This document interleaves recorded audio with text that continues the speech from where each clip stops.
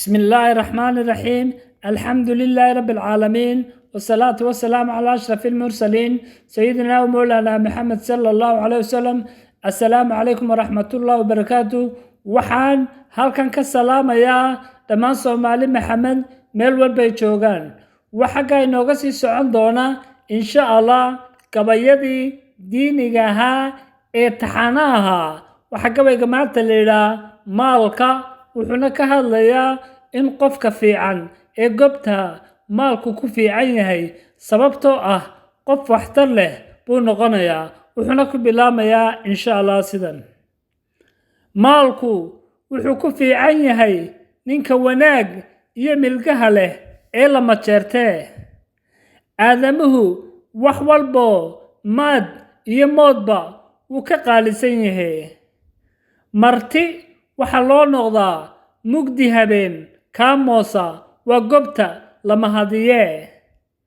hadal madal laga sheego waxa u mudan diinta Allah iyo mursalkii Ilaaho la magac dhabe.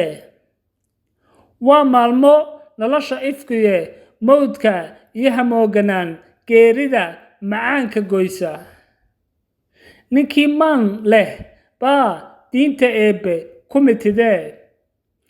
maalin iyo leylba aan mooganayn xaqi iyo masiirke. macbuudka Alle iyo Nabi Maxamed si macno weyn leh qalbigaaga muggiisa muhibbadoodu ha kugu mudnaato mar walba. mustareex noqo maankiisa iyo maalkiisa u hura diinta.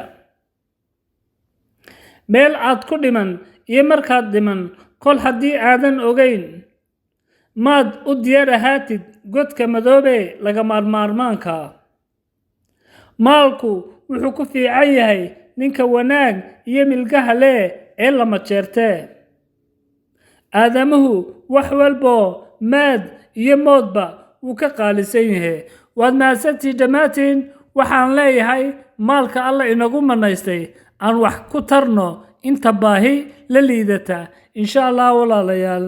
والسلام عليكم ورحمة الله وبركاته.